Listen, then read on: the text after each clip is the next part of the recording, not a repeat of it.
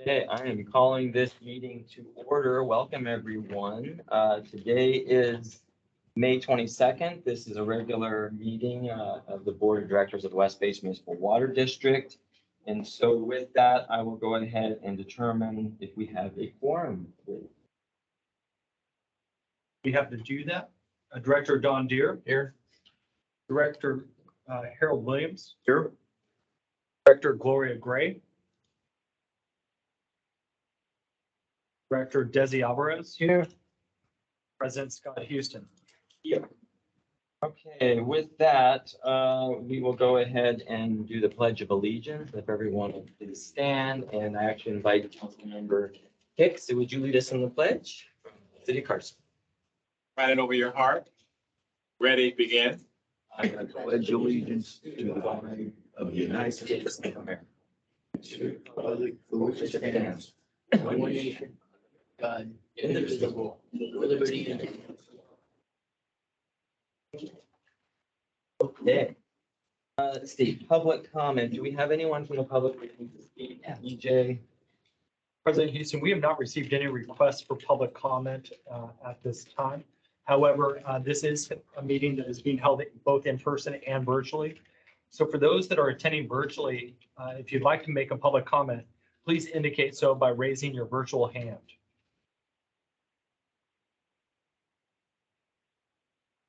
President Houston, we do have a request for public comment. And Mr. Craig Cadwallader, you have 3 minutes. Thank you very much. I just wanted to briefly support the item 8K. So additional support for the oceanographic teaching station on the Manhattan Beach Pier. It's a very strong educational program for the public and helps everyone to know and appreciate a clean and healthy ocean, and continuing the support to many of us is very important. And I hope it just goes through, but wanted to offer my comment to strongly support this item. And that's all I have. Thank you. Great, thank you, Mr. Cadwallader. Appreciate that. Anybody else? EJ? President Houston, I do not see any requests for additional public comments. Okay, very good. Thank you. So with that, we will move into our first item of business, which is a public hearing, item 5A. And I have words I need to read. So let me go ahead and do this real quick. This is a public hearing to receive comments on the proposed West Basin water standby charge. Today, the board will receive and consider all comments, protests, and objections prior to the consideration of the approval of these charges. A notice of this hearing and the board's intent to consider the West Basin water standby charge was published in a daily newspaper of general circulation and posted on the district's website. The order of presentation of testimony at this hearing will be district staff, public agencies, other agencies and groups, and individuals. Anyone so desiring will be heard. To facilitate public participation during this meeting, you can email your name to the board secretary at westbasinboardsecretary@westbasin.org and may speak after your name is announced. Wish to make a comment and do not wish to speak, email your name and comments to the board secretary prior to the close of the public comment portion of this hearing, and all comments received will be read. The board will consider all testimony. However, in the interest of time, it is requested you please limit your comments to 3 minutes. So with that, may I have a motion to open the public hearing? So move. We have a motion and a second. So all those in favor, please say aye. Aye. Aye. Aye. Those noted, it's unanimous. There is no opposition here, obviously. So moving forward, the presentation we made in the following order: our district staff, public agencies, other agencies and groups, and individuals. Am I where you need to be at? Good, right? We're fine. Okay, Great. Perfect. So go ahead. And I'll hand this over to our manager of finance, Ms. Mary Ann Rexford. Good afternoon, President Houston, members of the board. Since the statewide drought of 1987 to 1992, West Basin has been a leader in changing the manner in which scarce water resources are managed in Southern California. Over the past 3 decades, your board has implemented a plan to reduce the need for imported water from Northern California to the Colorado River and minimize the impacts of future water shortages in the service area. This drought-proofing plan is founded on water conservation and water recycling. In 1992, West Basin took a significant step in its drought-proofing plan by commencing construction of a recycled water treatment and distribution system.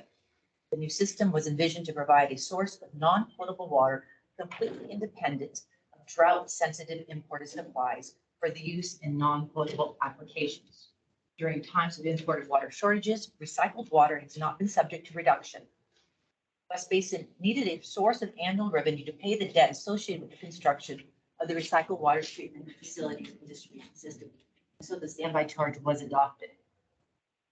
In conjunction with the revenue collected with recycled water sales, the standby charge provides a fixed source of revenue to pay a portion of West Basin's annual debt. And having this fixed source of revenue helps West Basin maintain its good credit rating. The standby charge also minimizes rate increases on water sales. In addition, your recycled water program has reduced West Basin's dependence on imported water by producing more than 250 billion gallons of recycled water. The standby charge is still needed to continue West Basin's goal of drought-proofing its service area and reducing its dependence on imported water supplies. Every gallon West Basin recycles reduces the amount of wastewater going into the Santa Monica Bay and means a gallon of drinking water saved. April 1st of 2022, the LA Superior County Court approved settlement of Rastegar versus West Basin. The settlement calls for a phased reduction and eventual elimination of the standby charge by June 30th, 2030. Settlement class, excluding parcels within the city of West Hollywood. Standby charges for properties within West Hollywood are required to terminate by June 30th, 2024. For 2023-24, fiscal year 23-24, parcels located outside the city of Hollywood, the settlement establishes the following rates for the standby charge. West Hollywood. West Hollywood. Thank you. $9.60 per dwelling unit for a multi-unit residential property. $14.40 per parcel or less than less than 1 acre for a single family and duplex residential properties, and $72 per parcel less than or equal to 1 acre of non-residential properties. For parcels located in the city of West Hollywood, the settlement establishes the following rates for the standby charge. $6.40 per dwelling unit for multi-unit residential properties, $9.60 per parcel less than or equal to 1 acre for single family and duplex residential properties, $48 per parcel less than 1 acre or equal to 1 acre for non-residential properties. The settlement is all members of the settlement class as well as West Basin. My chart will collect approximately 5.9 million in fiscal year 23-24. That concludes my comments. I'd be happy to read the recommendation. Yes, go ahead.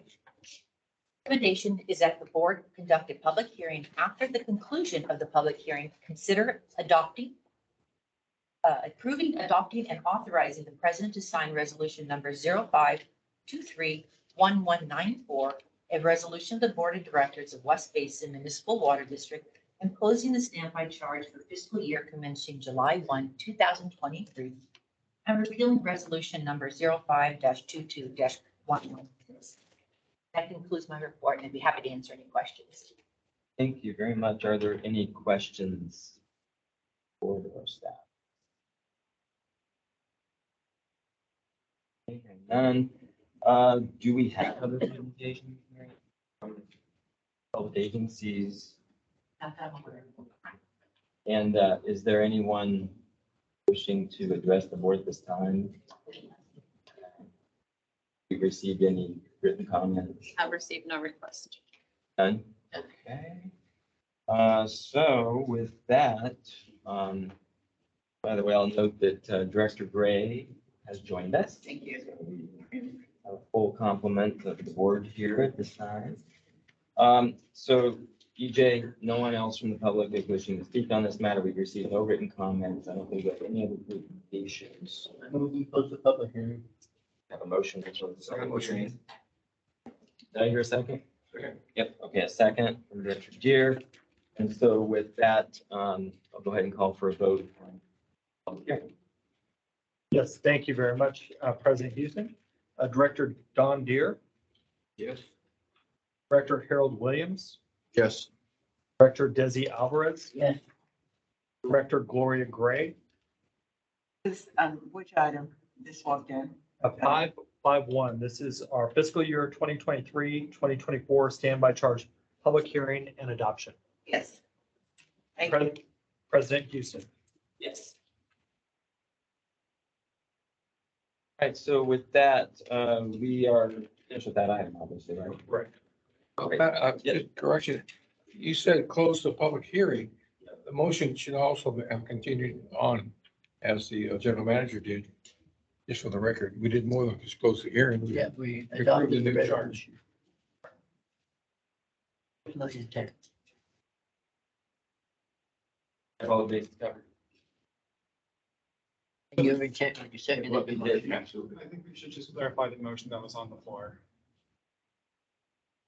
That we close the public hearing and adopt the resolution of the Board of Directors of the West Basin Municipal Water District proposing the standby charge for the year commencing July 1, 2023, and repeating resolution number 05-22-1160. I second it. Is a new vote required? Director Don Deere, Yes. Director Harold Williams, Yes. Director Desi Alvarez, Yes. Director Gloria Gray, Yes. Director Scott Houston. Very good. All right, now we are going to move to the presentations, correct?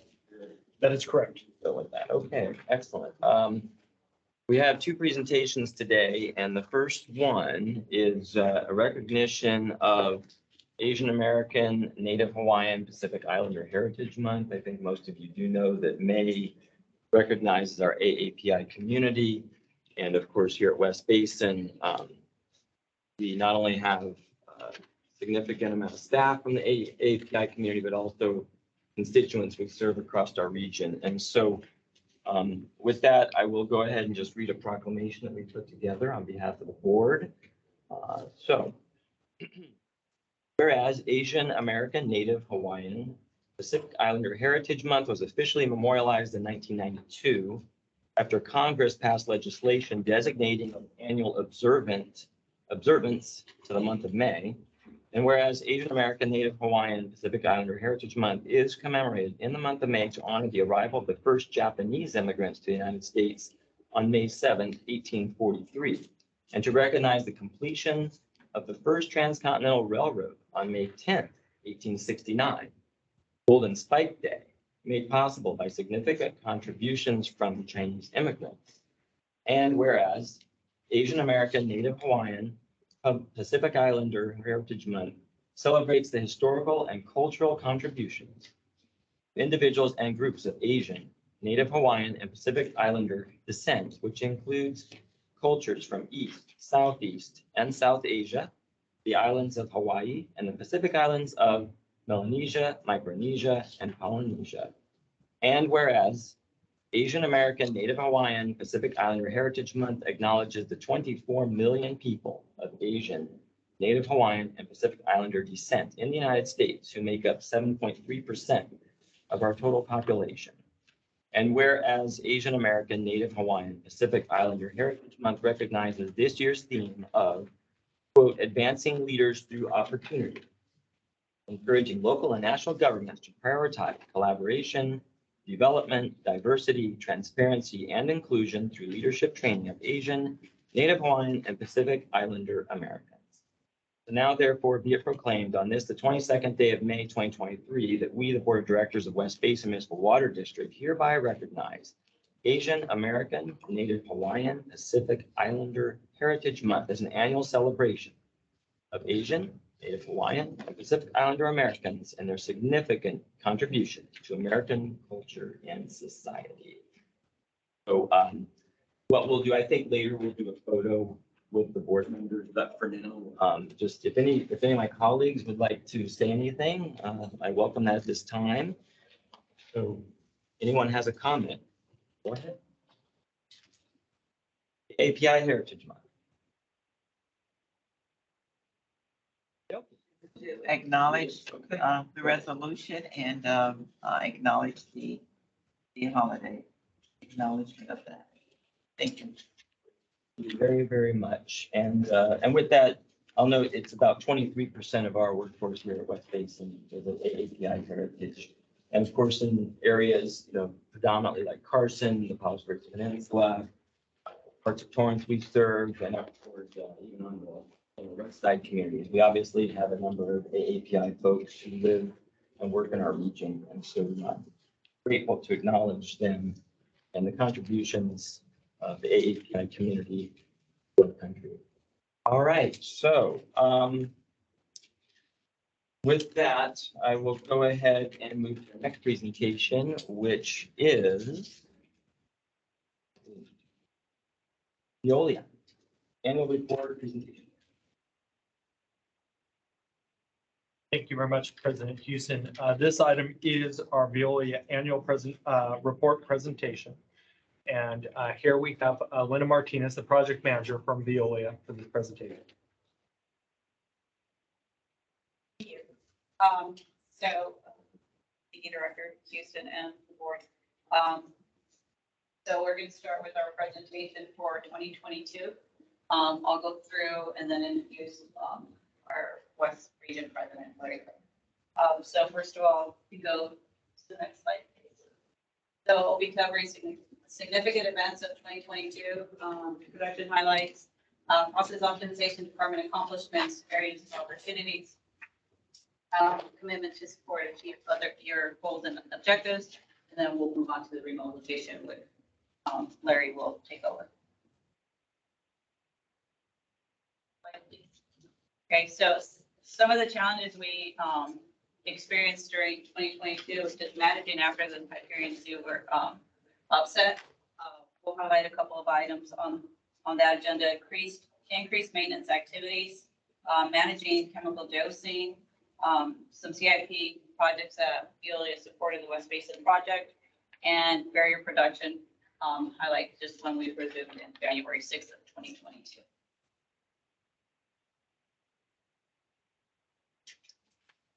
The microfiltration process at the satellite plant experienced higher fouling rates, increasing pitting on the MF modules. And we also did a membrane replacement change out of ROs at the Carson facility.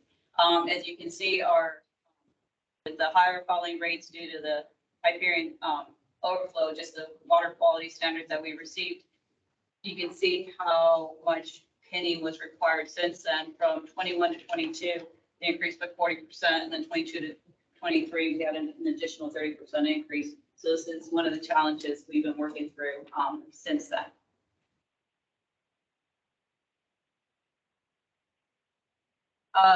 Veolia supported the West Basin project for the booster pump station.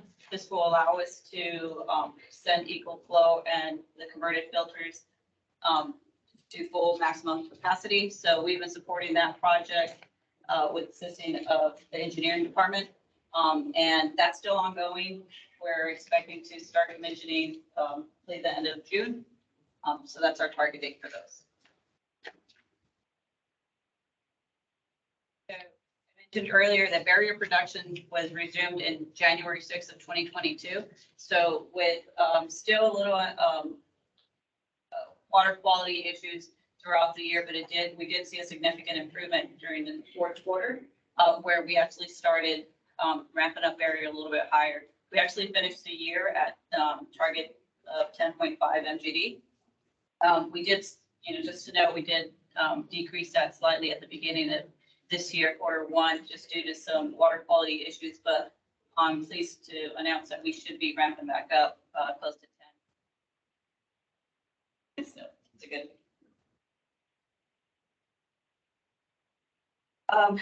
Water quality and laboratory, our lab continues to perform over 34,000 analysis. Some of them are inline analyzers, 26,000 are provided by laboratory testing. 75% of those are for process control. So we continue to run our lab certified lab.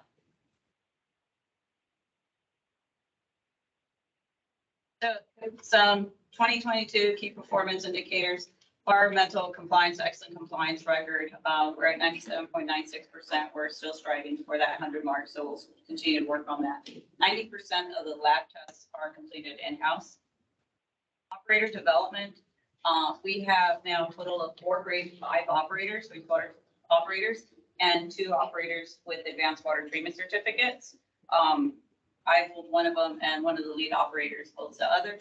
And we continue to promote the higher certifications within our operations and even maintenance department. Human resources, we did have significant turnover at 23%. We're looking to improve that and also work on plans on how to retain employees and also recruit. 4 internal promotions we had in 2022, and the next slide will show that further, and also our diversity and inclusion commitment. We had 1 OSHA reportable injury, but no lost time incidents. So our staff development, we did have a few individuals that increased their higher certification. So Jose Martinez is a mechanic. He got his CWA mechanical technologist grade 2. Marbella Merlot, which is a new hire, and she is an INC electrical and instrumentation tech. She recently got her grade 2. And engineering certifications, our production manager, Usi Gamamwemba, he got his PMP. Promotions, Kenyer Villar, I'm used to calling him KB. He went from an E&I supervisor to maintenance manager.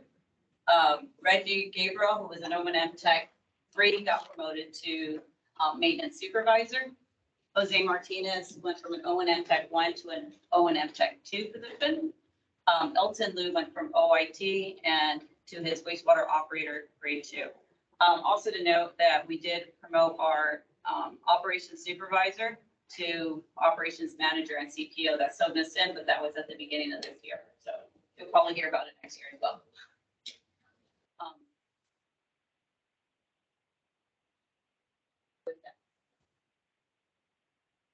So Veolia's continuing commitment to diversity and inclusion. So this is just the West Basin project. Areas to note is we did have an increase in females in the industry for 2022, and also females in management position. Our diverse employees up a little bit, but we're still an area that we try to focus on to continue to promote.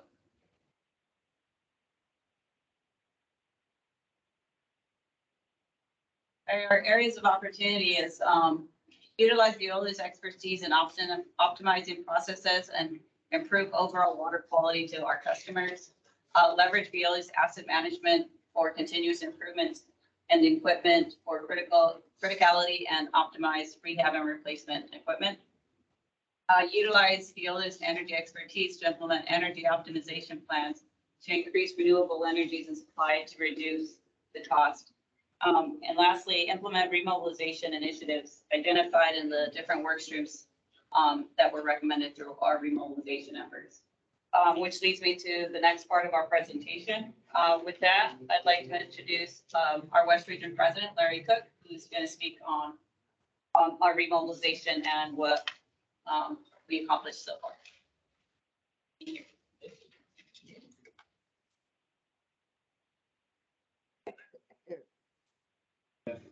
President Houston, members of the board, good afternoon. I'm Larry Cook, President of the West Region Municipal Water Contract Operations Business. Thank you for allowing me a few minutes of your time this afternoon to share with you a critical endeavor we've actively taken on over the past 9 months. The integration of Veolia and Suez, that was a massive undertaking in 2022. Following that merger in 2022, it prompted our team to take action as though it was a completely new partnership. Mobilization initiative. For the past 9 months, our team, consisting of local operations team or members of our corporate support team, performed a deep dive on current operational and administrative practices to determine the overall condition of the project. Next slide. Couple slides here, your local team.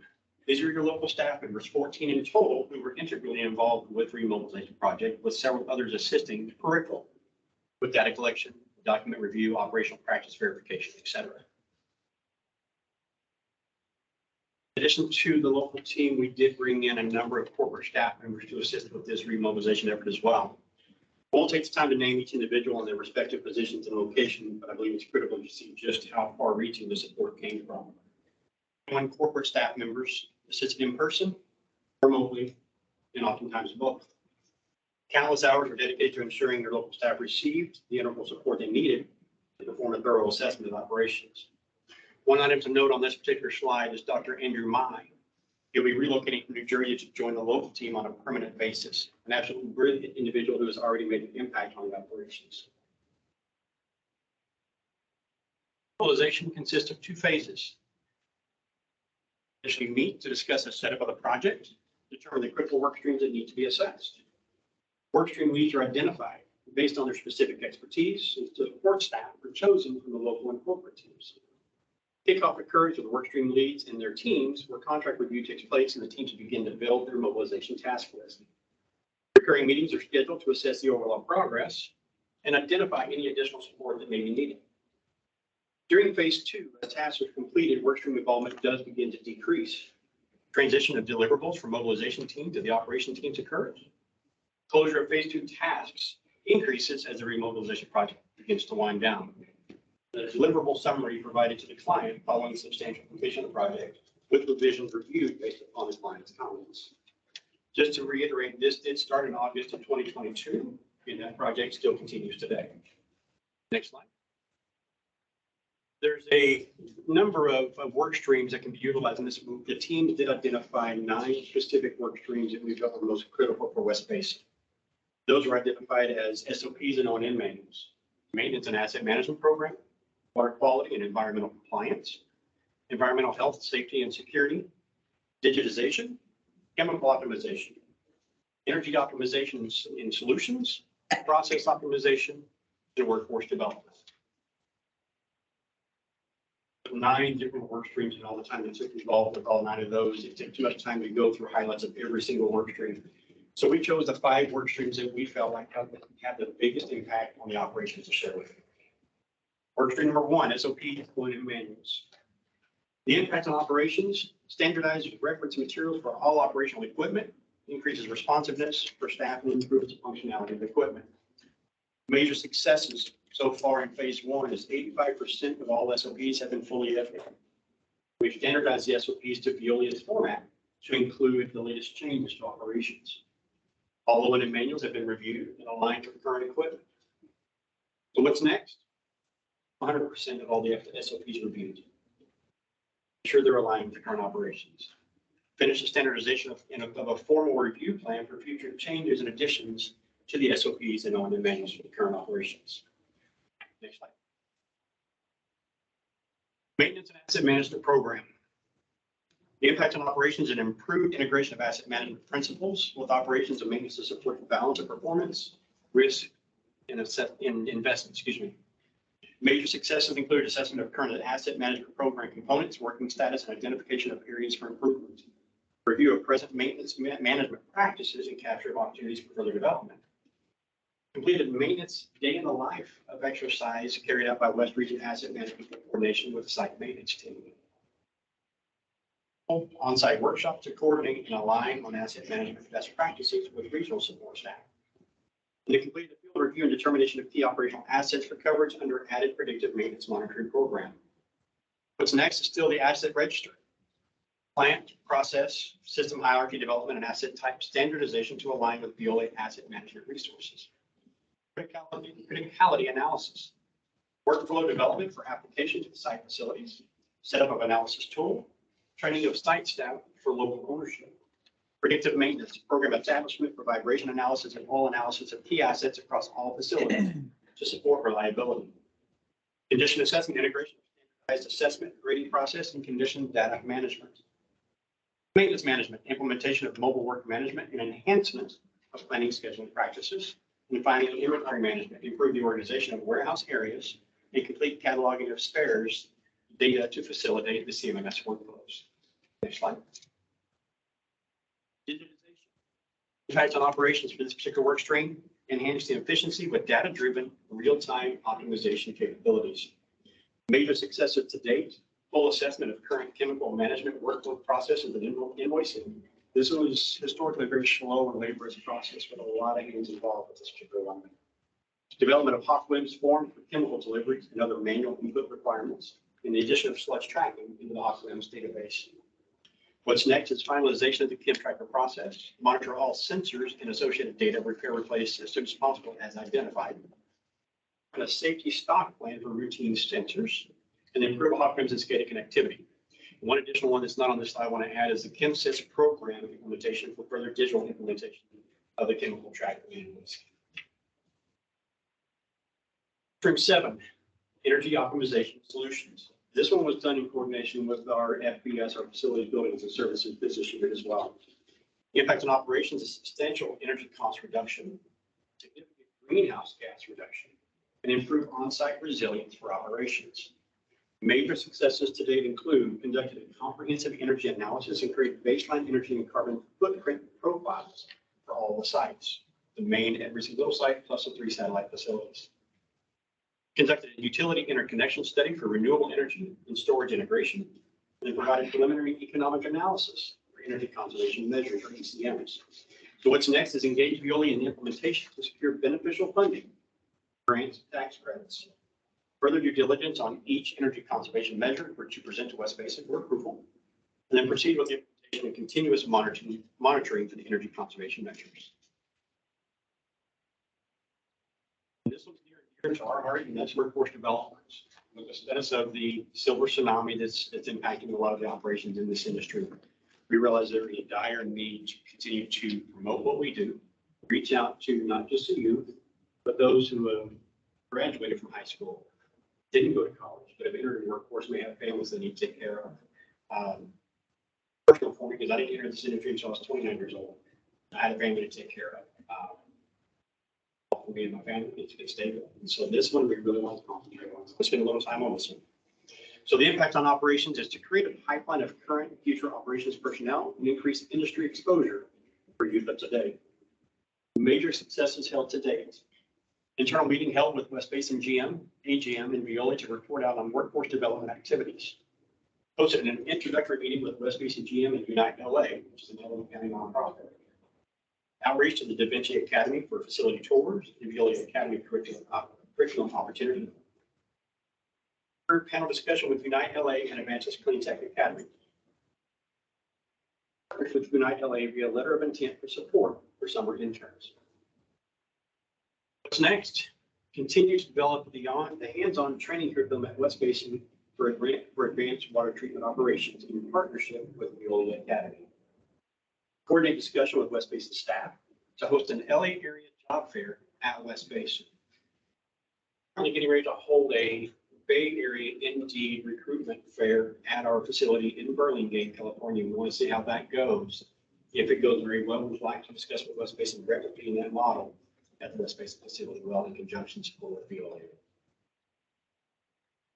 We've had conversations with the EPA following an additional meeting discussing national coverage for workforce development and the implementation of Veolia Academy. Then we wanted to find our partnership with West Basin as a sponsor for workforce development as an initiative in conjunction with the national approach. Next slide. So we've kind of discussed all the success highlights already on each individual slide. But from a success standpoint, these are the 5 key successes we feel have the biggest impact. Defined workforce development roadmap with local partnerships formed. Comprehensive energy analysis. 85% of all the SOPs having been updated. Field review and determination of key operational assets for coverage under added predictive maintenance monitoring programs. And the development of the chemical optimization and map for digitization. Look to pursue launching a workforce development program with local partners. We do suggest a board workshop with the board in conjunction with Veolia to discuss further. Revamp the training plan for new members to capture the improved operational roadmap. Energy solutions implementation. This is critical from a tax credits because tax credits are relevant to consumption. So it's optional that we capture this as soon as possible. And then the ChemSys digital implementation for chemical tracking. So as part of the merger and operational or organizational restructuring, I just wanted to share with you that we have opened our West Region corporate office in Corona, California. Historically, the region lead, the director of HR, the director of environmental health, safety and security, CFO, finance manager, finance analyst, billing coordinator, TNP directors, marketing, they've all been supported and located across the country. Not anymore. With support directly in the area. We're confident that your team and our local staff will have more resources at their disposal in a much more timely fashion. It's truly an exciting time for all of us. President Houston, members of the board, thank you for your time today. Excellent. Thank you very much. And I'll definitely open it up for questions or comments from board members. With that, if anybody would like to go first, raise your hand and let me know. I think Director Greg, go ahead. Thank you very much. First, thank you, Linda, for your presentation, and Larry for yours. The good news is Southline operations is going along fine. I know we've had some and so forth, but I want to focus on workforce development. And I tried to follow, and it's a lot of information you gave, but I just Googled Unite LA because you said you're partnering with them. And I did kind of look at their work team and did somewhat diverse. It's a lot of women, which is very good, and it has other groups. What is their, kind of their track record of, well, first of all, I'm always interested in making sure all communities are included. I mean, because outreach is very, when you look at whatever you're trying to offer the community. So my comment or question or whatever is that making sure the outreach is to those communities and groups that have not been asked. And so that's always my concern. How far do you outreach? Do you do organizations, or do you look at the other parts of the community? Because I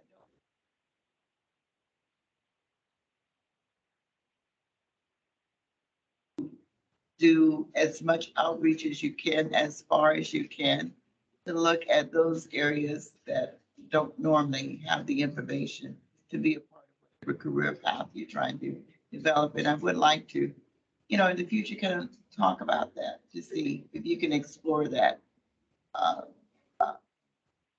And when you do that.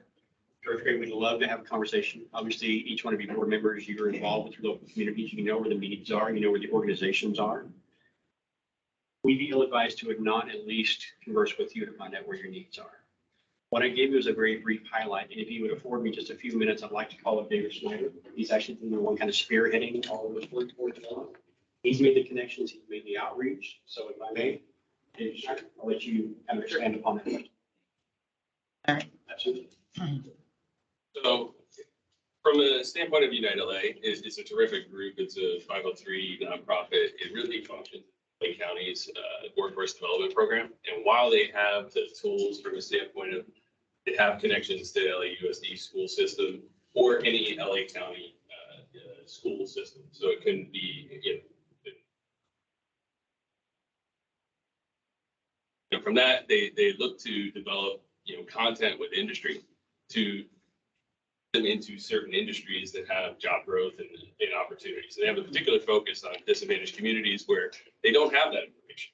Right. And how do we get them to understand where what the pathway is? They also have partnerships with the Cal State 5 in the LA County area, as well as the LA Community College District, which LA Trade Tech.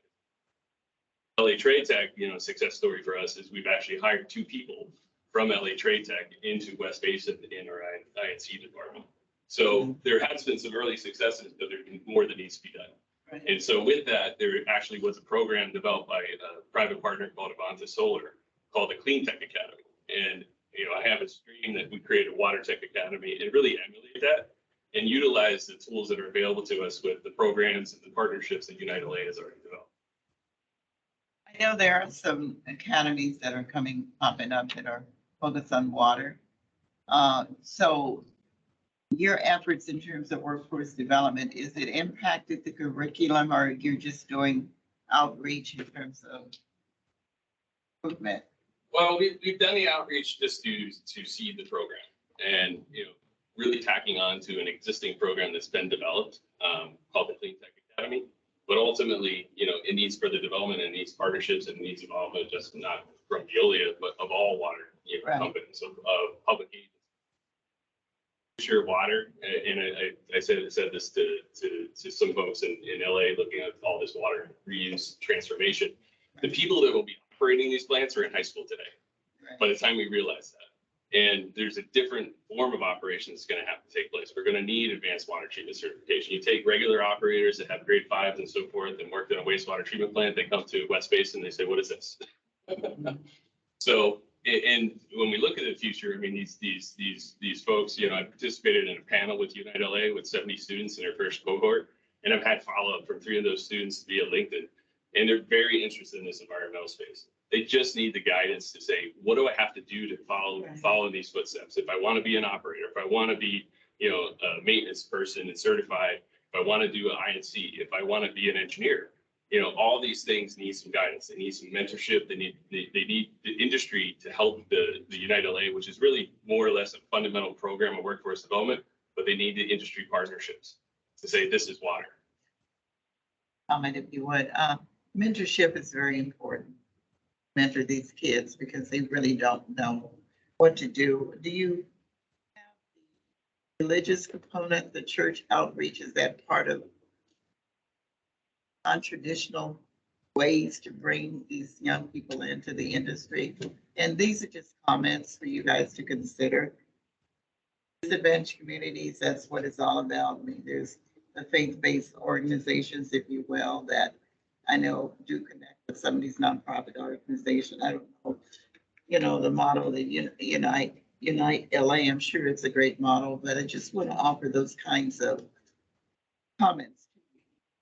Looking at non-traditional ways to reach out to folks, and certainly disadvantaged communities, you have to look at non-traditional ways to get to them. And so, but thank you for what you're doing, and I look forward to hearing more about it. Great. And whatever I can do to offer any comment or whatever you need from me.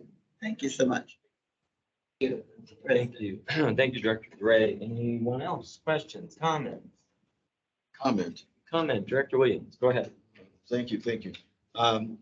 Me and Mr. Snyder, we had talked about this a little bit when at Aqua, because at LA Trade Tech, my alma mater, back in the thrilling days of yesteryear, water was not even on anybody's mind back then. And the kinds of things that they bring, we learned had nothing to do with water, it was more aerospace. And I see that coming up again, where aerospace is filling up the space for the technical minds. And we need to start getting our young folks involved or thinking about water as a career before they enter junior high school. Well, it's middle school now. And that's some of the things that me and Cash Sutton have talked about for a long time. And I'm happy to see that you are working with Cash Sutton. Cash Sutton is also a member of the LA Council of Black Professional Engineers. So we kind of understand, and we try to give some information to Dave and his group. But he's on the ground there, and my good friend, Cash Sutton, colleague and a member of the LA Council of Black Professional Engineers. So I'm happy to see that you're involved at the level that you are. And I hope to get involved a little bit deeper now and to give you my thoughts on some things. So again, thank you very much for what you do. And I noticed that Veolia has a lot of things that I liked And when I see and I look in and I see folks who look like me, who at every level almost. But, I'm sure you're going to be growing because I see here that I look at your local staff and your folks that important position look like me. So I'm happy about that. And I hope that we can continue to build on this and the local workforce development is a very important segment of everything to me as well. Thank you. Couldn't agree with you more. Without letting the cat out of the bag, Veolia's going to be making a very large announcement at the U.S. Conference of Mayors in Columbus, June 2nd through the 5th, in regards to workforce development. So once it's actually publicly announced, I'll be happy to share with you. Otherwise, I don't want to get in trouble for sharing too early, if that makes sense. But it does go along in line with that. And I know I had mentioned very briefly Veolia Academy. Just kind of want to touch on the high level. There's 170 courses in the Veolia Academy that covers water, wastewater, collection, distribution, everything. It's already approved in 38 states for continuing education units. And there are some locations, I believe Greenwich, Connecticut, we've already rolled out, and it's accepted as part of the high school curriculum at that location. We want to emulate that model everywhere we can, because I agree, it is a conversation. It is, like David said, the ones that are on the plants, the new plants are the high schoolers we have right now, the middle schoolers we have right now. You hear about trade school, you hear about HVAC, electrical, plumbing, carpentry, you hear about everything. You don't ever hear about water and wastewater. And I think it's our fault for not educating the public more on what really kind of industry it is. Pandemic proof, it's recession proof. There's not an industry that touches more lives on a daily basis than water and wastewater. So it's important to us, and we're happy to be a part of the conversation. Thank you. Like it. Thank you, Director Williams. I don't colleagues had anything. So I want to say thank you as well. And thank you for being flexible, with pushing your presentation to this month from last month. For those who don't understand or realize, we do have a requirement that once a year, in this case, Veolia, the contract operator, does an annual presentation to West Basin. And I concur with what's already been said here. Of course, workforce development is one of the key issues that we're all focusing on. And Director Williams did say that we're in a lot of competition with other industries, especially aerospace in our neck of the woods here in the LA region of Southern California. So I do look forward to however all of us can continue working together collaboratively on that. And with that, I mean, I did see it said, you had a little bit of employee turnover. I don't know what the issues were or not there, but maybe you can just let us know what that was referring to. So I'll bring Linda back up because I know she was directly involved with that one. Some of it has just been change of heart, want to try something new. Some of it has been, to be frank, some of the conversation with the future of West Basin. It is a very competitive market. Basin, city of LA, competitive pay, and the younger generation, it's dollar signs more. And we're seeing that everywhere. It's not just here. It's in San Diego, the Bay Area. It's coast to coast, north to south. They're chasing dollar signs, and that's I can appreciate that. We want to slow that curve dramatically, obviously. When we happened to come across a merger, I told Linda, I said, we come on board. I said, there's an accountability that needs to happen. I said, expect it to get worse before it gets better. And so we've been through that now. We've seen that change, and now we've got some fantastic staff on board that really have their heart in the right place. They're driven. They're very diverse, as you had mentioned, and they're fantastic. I think truly moving forward, we've got the right people in the right places. We still have some room for vertical growth and expansion of where they're at to take on bigger and more important roles. So to answer your question, a little bit of everything on the workforce turnover. But again, it's nothing unusual for what we're seeing everywhere else. So it is an initiative to slow that curve. Very good. To that, anything different? I think you just covered it. What we're seeing across the board is industry wide. It's just a shortage of certified operators or mechanics or collection.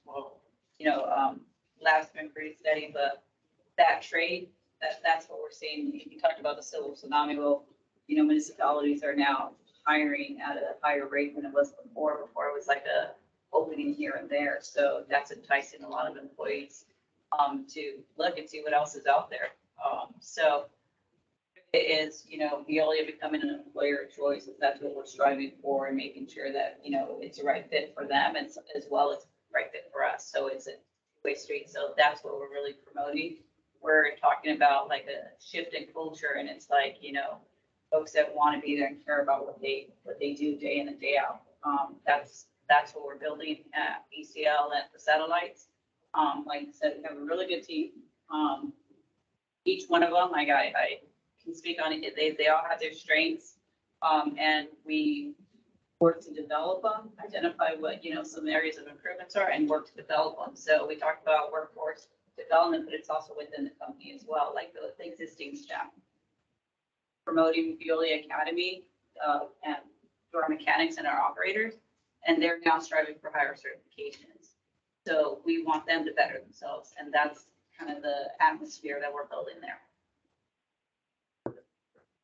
I did assume part of that is just what's happening with industry as a whole right now. It's very competitive, and people are shifting right and left in all kinds of industries, which actually goes back to the whole larger discussion of we have to continue enticing people, if you will, into these great career paths.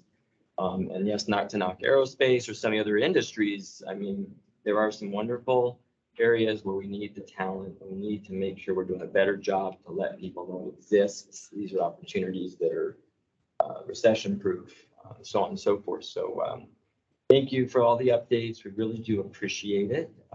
And thanks for being here in person to let us know how things are going.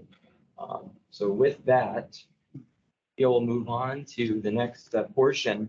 And one thing I'll just make a couple of other announcements in the sense of we obviously celebrate AAPI Heritage Month this month, but also if you didn't know, May has a lot going on. I'm sure you all actually realize this, but it is National Older Americans Month. So that's being celebrated this month. As a matter of fact, this Thursday, the 25th, is Los Angeles County's annual Older Americans Recognition Day. It's also Jewish American Heritage Month. It's Mental Health Awareness Month. Armed Forces Day was this past Saturday. We honor all branches of our armed forces. And then, of course, Memorial Day is coming up this weekend. So there's a lot that happens in the month of May. So I don't want to recognize just one, but certainly AAPI Heritage Month is significant in our eyes. So with that, we will go to the next item, which is items too late to be agendized, number 7. I don't think we have any. We do not. Not. Now, we have the consent calendar coming up, item 8.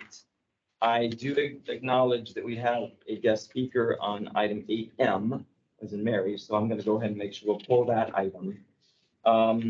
There are 2 bills that had some news relevant to them. I think it's item 8A and 8C. That is correct. So at this time, we were recommending support for both of these on our consent calendar. I'll let EJ give us a minor update on those, but I Happy to do that. I think we should hold our position, quite honestly, for both of these. But let me ask my colleagues, are there any polls from this consent item calendar at this time, besides item M?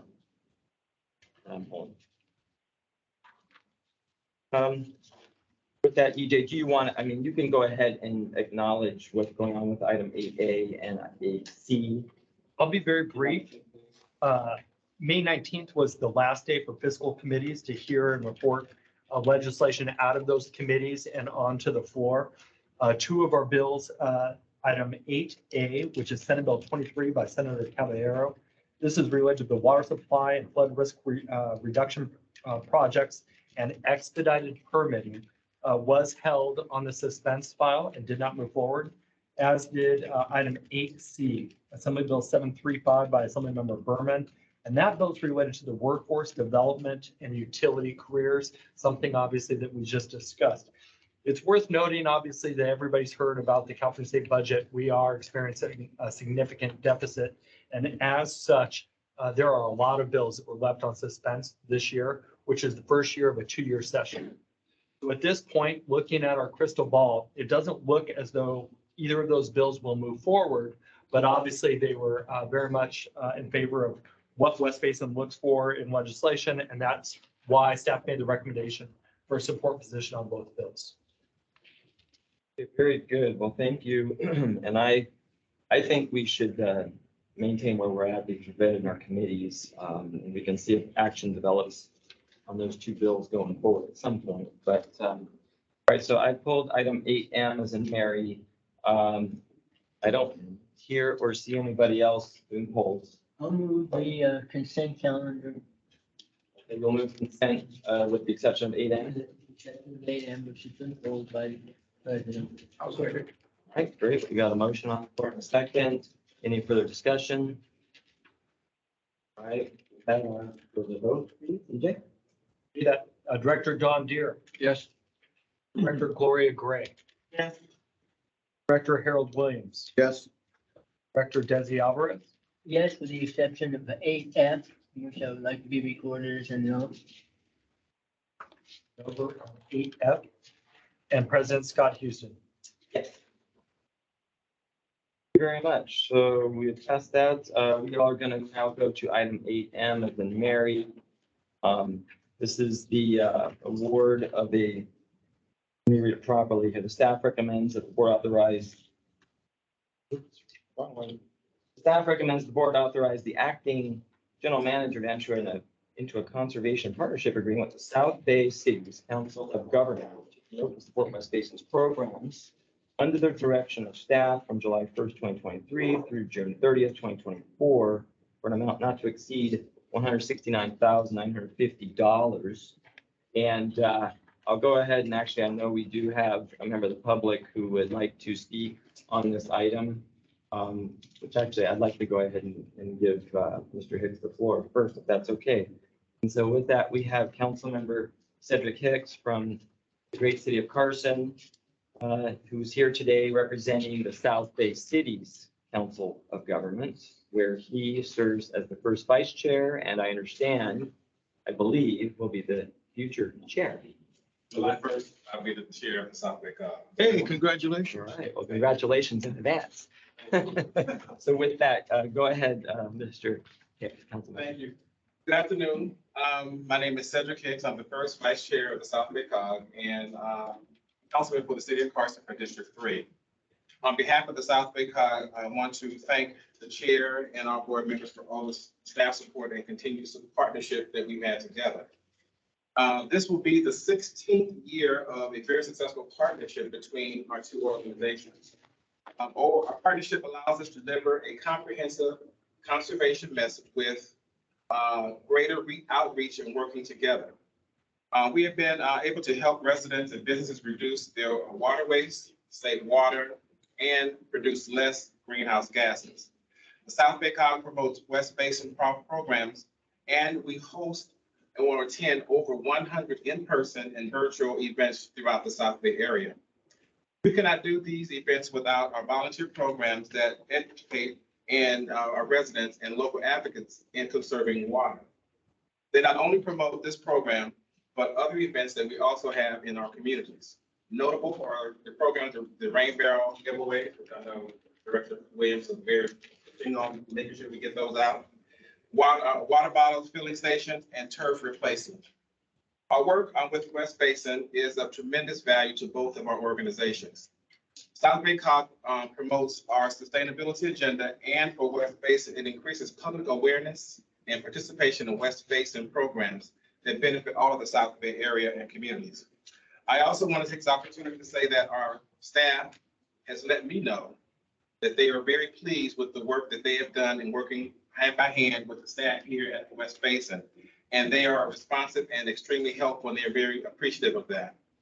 Please note that we have an open invitation to all of you to attend our meetings and events, especially when I become chair. And I hope that you will be always, feel free to share your ideas with us on whatever we can work together closely on. Working together, we have good things. We look forward to our continued partnership with you, your staff, and a successful year. And I just want to thank to all of you guys because I talk to most of you all the time. So I'm just glad to be here and that now that I'm on the South Bay Cog, we have even a better working relationship. So if there's anything that is needed, I'm only a phone call away. Thanks. Very good. Thank you, Councilmember Hicks. We really appreciate it. I know I skipped over any of staff presentations on this item, but I really don't think we need anything, DJ. No, it's worth noting that this item did move through the Public Information Education Committee, and the committee did recommend the staff recommendation be brought to the board. I'd like to move the recommendation. Second. We got a motion, we got a second. Any last discussion or comment? Well, with that, I actually would just say, council member, we do, of course, greatly appreciate the long-term relationship with the COG, and we certainly talked about it in committee and every year since I've been on the board. Actually, Director Williams and I've been on the board the same amount of time. It's such a strong partnership, and you all really you add to our limited staff when it comes to being out in most of the cities that we serve and some of the unincorporated areas too. So it's a great partnership, longstanding. I think Jackie does a terrific job. And it also helps us to have that interaction with all the regional local electeds. So thank you for that. Thank you for the good work. And for sure, we will call you. We'll call you if we have some issue we need to talk about. But I want to say that one. Yeah. Block his number. But with that, thank you very, very much. And, we have a motion on the table, so I'll go ahead. One comment. Comment from Director Gray. Go I ahead. just want to say thank you for the presentation this morning, and certainly agree with the president. We've had a great relationship. Thank you to everyone there because it's been a great partner with us to deliver what we do to the community, our services. So thank you. Congratulations to you. Look forward to your leadership there. And thank you again for the presentation this morning. So with that, I'll go ahead and we'll call for the vote. EJ, if you could do the roll call, please. Director Don Deere, Yes. Director Gloria Gray, Yes. Director Harold Williams, Yes. Director Desi Alvarez, Yes. President Scott Houston. Yes. Passes 5-0. Thank you very much. All right, so with that, we will move to our action calendar, and we have just two items. Number 9A. Jay, if you'll go ahead and take that item. Happy to do that, President Houston. Item 9A begins on packet page 300, and it is related to the appointment of the Deputy Secretary, Terry, and Deputy Treasurer.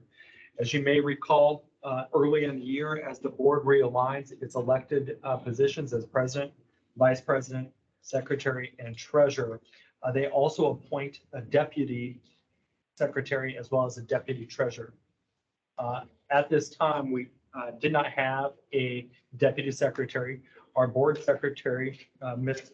Desiree Quintero, has just newly been promoted and began just a few weeks back. On June 23rd, 2023, our Executive Manager of Finance and Deputy Treasurer, Margaret Roja, will be retiring from West Basin Municipal Water District.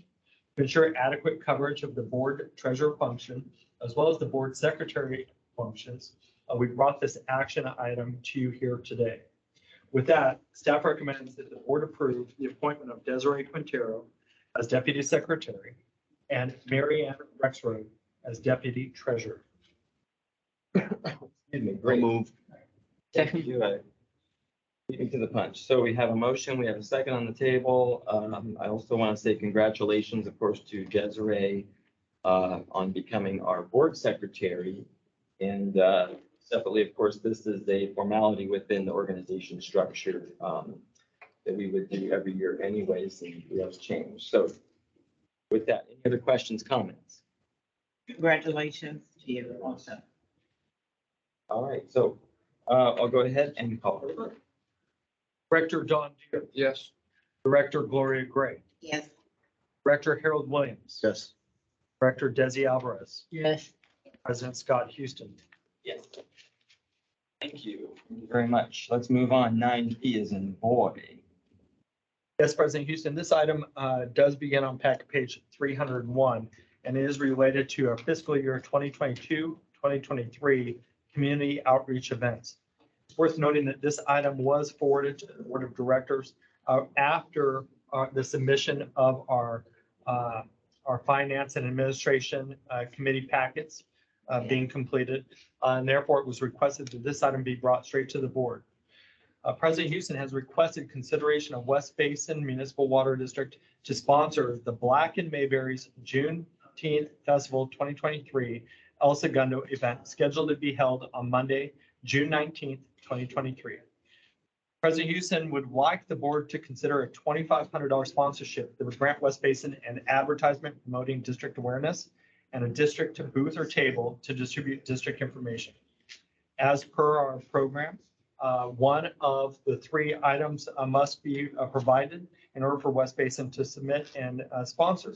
Those three include a speaking opportunity for district representative, district booth or table to distribute district information, or three, an advertisement promoting district awareness. As mentioned, this would provide two of those three for our consideration.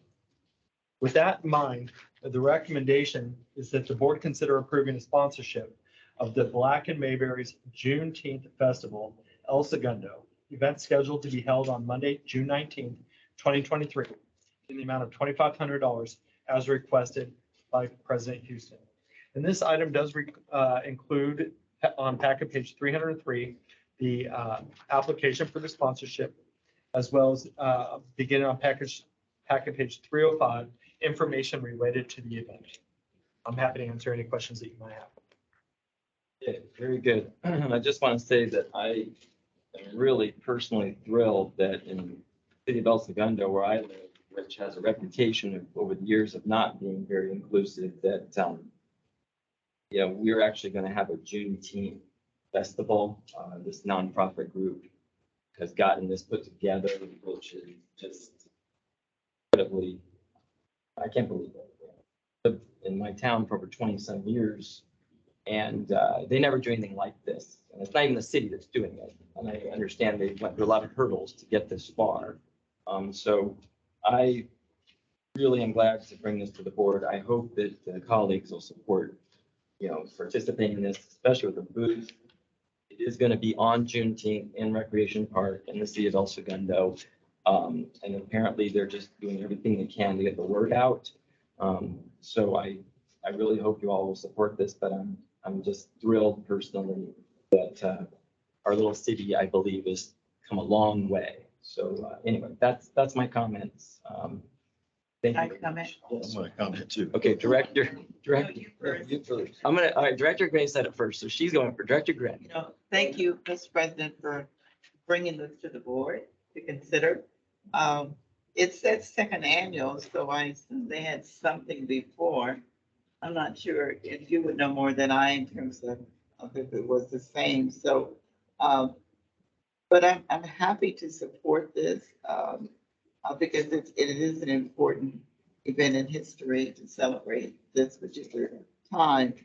The name is very interesting, Black and Mayberry. I assume the committee came up with this name, but I actually hope to attend if that's okay. I would love to attend.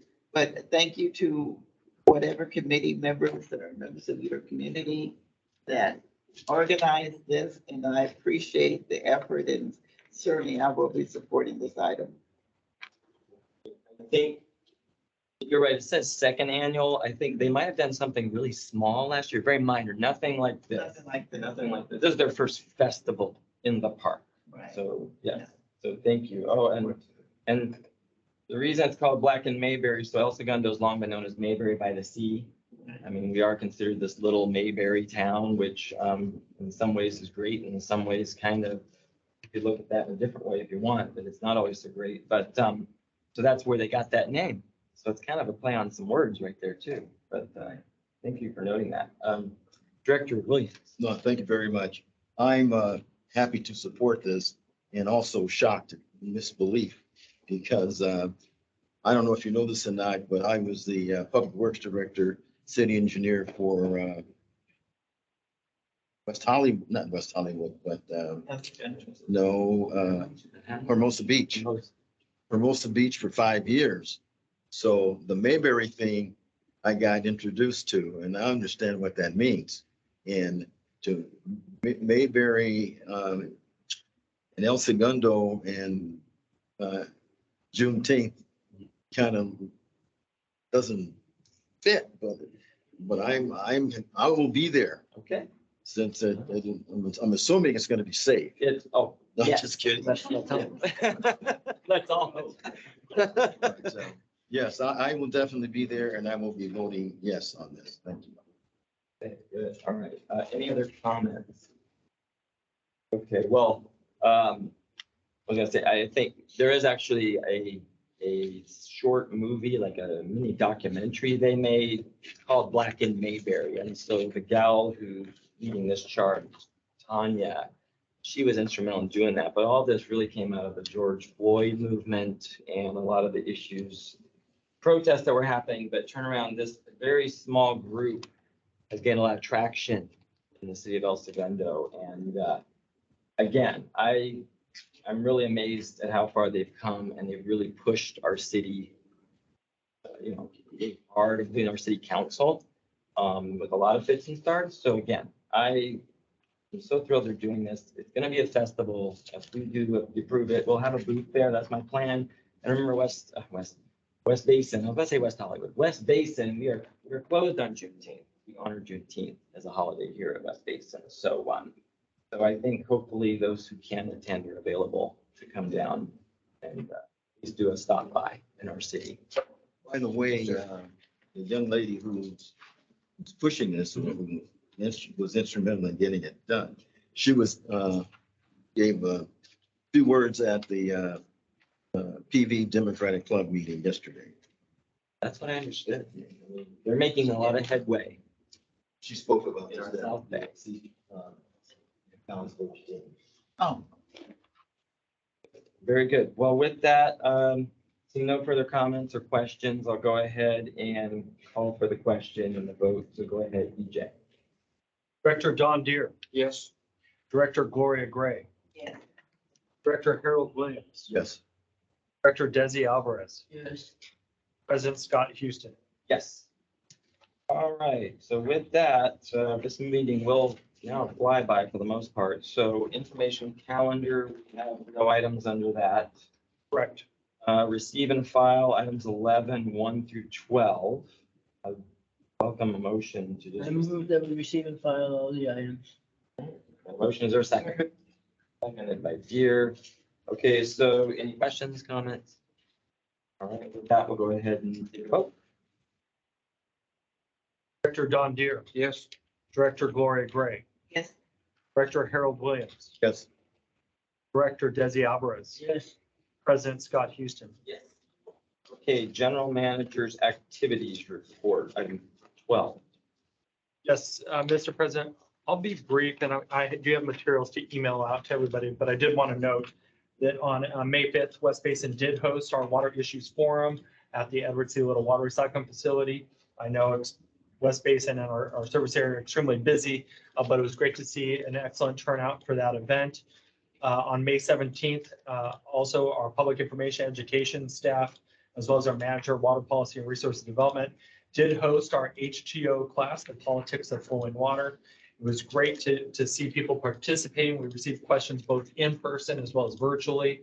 And this discussion just covered topics including the State Water Project, Colorado River Aqueduct, the groundwater pumping rights, and the value of treated wastewater.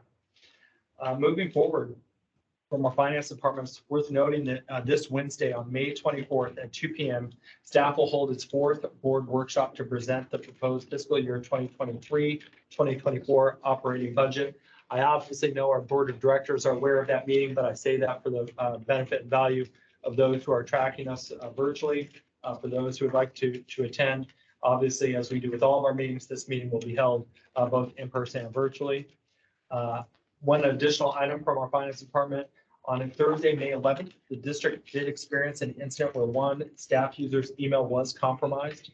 The IT supervisor was able to quickly address the matter to ensure the situation was contained to the user's email and have no other impacts to our data and network infrastructure. Just a precautionary tale to remind everybody not to click on all those emails that we sometimes get. Human resources, we want to note that we did close out our intern recruitments. We are working now on the process of interviewing it. We've also completed 3 promotions that the acting general manager did notify the board of. This includes Desiree Quintero to the position of board secretary, Matthew Bay to the position of manager of water policy and resources development, and Susanna Lee to the position of operations supervisor. We did onboard a new employee, Mr. Mel Miranda, who's our public specialist 2, and we conducted our quarterly safety meeting as well. Last but not least, I did want to note something extremely noteworthy today. If you've had a chance to take in the news, the U.S. Department of Interior announced today a historic consensus-based conservation proposal to protect the Colorado River Basin was released. This is something that 7 Colorado River Basin states and the federal government have been working toward for the better part of a year now. In a major milestone, representatives of all 7 Colorado River Basin states agreed to the submission of a lower basin consensus-based conservation proposal. The states are asking the federal government to fully analyze the proposal as an action alternative to USBR's draft SEIS. The proposal sets out system conservation amounts that will be met by the lower Colorado Basin states, California, Nevada, and Arizona. And all 3 governors of the 3 lower basin states praised the agreement as a means of protecting the river's reservoirs levels through 2026. This was also supported by California's 2 U.S. senators. And of course, the administration is commenting publicly about the favorable coordination and agreement between the lower Colorado River Basin states. So I wanted to make note of these items. You will be seeing it a lot in the news, and we'll also email you additional information related to that announcement. And with that, President Houston, that's all I have. Okay, excellent. Thank you, EJ. Any questions for EJ? I do have. Yes, Director Gray. Go ahead. EJ, you mentioned that our internship had closed, program had closed. Correct. I'd like to know the diversity of those interns. So right now in our process, we've received applications for all the different departments, and we're going through the interview process. We can share with you the information that we have of all of the applicants.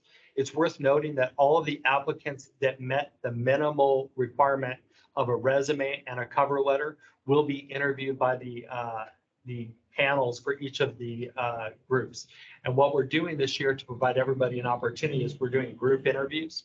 And by that I mean departmental. So the water policy and resources development and the public information education, they'll be interviewing all of the applicants. And then our engineering and operations departments, again, will be interviewing all of the applicants for those. And then of course our finance as well. So we only have so much limited data as far as what people share with us in the application process, but we are interviewing all those that provided us with a resume and cover letter. You tell me the outreach, how did you reach out to those who applied? What was your outreach method? I do know that we had an extensive outreach effort. I do not see our human resources manager here with us right now. So if you would not mind, I'd be happy to collect that information and send it out to the full board. Thank you. You have not Correct. placed anyone. Correct. You mentioned another, I just want to congratulate all the employees who got promoted, everyone you named, so I wanted to do that also. Thank you. Thank you. I do see that our human resources manager is now with us. You asked, is that okay with you? Oh, happy to do that. Lisa, if you could join us. Question was asked how we go about promoting our internships. So with the internships, like any other recruitment, we do post it on the NeoGov website along with all the, excuse me, I ran, so give me a minute. But we do post on the college website, which is called Handshake, which posts out to all the local colleges within our areas. I also post it to community colleges as well. There's a main website that pushes out to all the community colleges in the LA and Orange County areas. Did you post on workforce investment boards, those agencies? I did do BC water jobs, and I believe special district, No workforce investment board. not for the interns, no. But I usually do for full-time. I do all the special districts for water associations, along with a diversity website, along with, depending on the job itself, I may do certain, for instance, for the engineers, I will do the Black Engineers Association. I've done the Asian Engineers Association, along with LGBTQ type websites as well. What did you do different than what you've done in the past? In regards to Recruitment outreach, because that's really key to getting people and to know about things. So what did you do differently? Anything different? I would say, due to the prior general manager, his request is cast the net wider. So we were reaching out to more of diverse websites that do job postings. Like I mentioned, for the colleges and for the internships, I normally just post more so geared towards colleges, just because those are the individuals that we are seeking for those internships.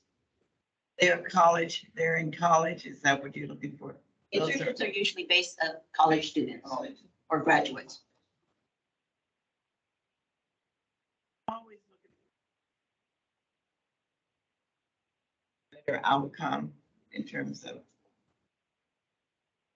recruitment. That's why I asked you that question. I'm sure you've done a lot, but It's looking at it difficult. out of the box. Yeah, it's hard to be kind of out of the box when you do job recruitments because you're limited to so many different websites. After a while, you're just overlapping.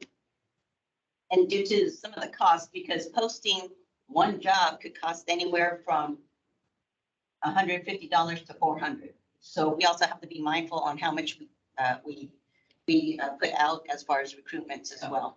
Yeah, I know this board is really interested in diversity, and so I'm always looking at having staff to think about other ways to net, if you would, and so that's why I ask these questions. So hopefully your efforts will produce a range of diversity, hopefully. If not, always think that way. What can we do differently? That shared would be, non-traditional efforts. But thank you so much. Thank you. Go ahead, Director Wee. How many positions do we have open for internships? We pushed out 7 internships. Thank you. Very good. Any other questions for the acting general manager? I was just gonna say what Director Gray said, so congratulations to the 3 employees who. It's wonderful news. Congratulations to you all. Thank you very, very much. And also thanks to EJ for letting us know about the news this morning about the Colorado River, because that just all of a sudden hit, and I've seen it all over the press, including national press. So it's a pretty big deal at this moment to hear what those next steps are. So thank you for that. All right, General Counsel's report. General Counsel, do you have anything for us at this moment? I don't, but I'll defer to Joe, who is on Zoom. Okay, go ahead. Yeah, hi, President Houston. Can you hear me okay? Yes. Okay, great. I just wanted to apologize for not being there in person. I had COVID last week. It finally got me. Although I'm recovering and I had a little bit of a cough and thought it'd be smart to stay away. As far as General Counsel report, I have nothing specific really to report on other than that we're still continuing. I feel very onboarded There's a few issues of which the board are aware that are fairly complex, which we're still coming up to speed on. But I wanted to thank, EJ and the rest of the staff for everyone really working with us. And we've jumped right in and look forward to continuing to do so. And it's been a pleasure working with the staff on the many kind of issues that you have. So that's all I have to report. Okay, great. Thank you, Joe. Let's see, the next item is our AB 1234 reporting compliance. So, if anyone has anything to report, now is the time. Your mine in writing, so thank you. Bill? That's one here. Okay, so since most of them put it in writing, but I'll just, I have two of notes until last board meeting. One was on April 26th, the West Basin Employee Recognition Luncheon, which I did attend. It was a great luncheon. Again, as we've gotten back to some sort of normalcy after the pandemic, we were able to host it here in the boardroom. And almost all of our staff were able to attend. It was a wonderful event. And I really thank Lisa for putting that together and a good theme. And thank all of our staff for the diligent work that they do. So I was really happy to be here for that. And also on May 5th, we did host our elected officials forum at the Ed C. Littlewater Recycling Facility, which was also well attended. Well, we were competing with some other things going on, like the SCAG conference, apparently. But between local city staff that were able to show up, some of the county employees, even a supervisor's deputy, as well as a number of local elected officials, both school board members and city council members, I think it was an excellent morning of education and enlightenment for them, as well as tour options that we provided the plant. And it was just well received and very significant, once again, for us to showcase what we're doing and how we partner with all those communities we serve. So, obviously everyone is in touch with the board members or staff if they need more information or assistance from the district. I just want to note that. So with that, we have closed session coming up, and as we go into closed session, if we could, we'll do the photograph with the directors for the proclamation. But after that, we'll go into closed session. And I think we need to identify what's in closed session. Ryan? Okay, thanks. Go ahead. We have 3 items on the closed session agenda. The first is public employment appointment of the general manager. Can you speak up a little? Sure. There are 3 items on the closed session agenda. The first is public employee appointment of the general manager. And the second item is potential litigation. We have 3 cases under potential litigation. And the third item is real property negotiations between the district and the Torrance refinery. That we're going to go into closed session.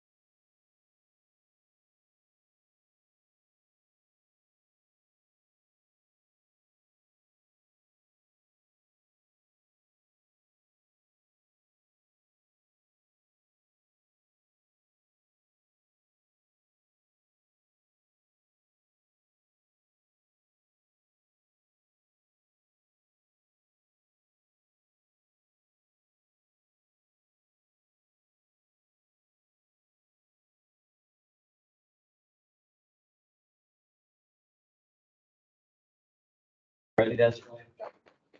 Okay, we are back from closed session, and if our attorney, Ryan, would please report out anything.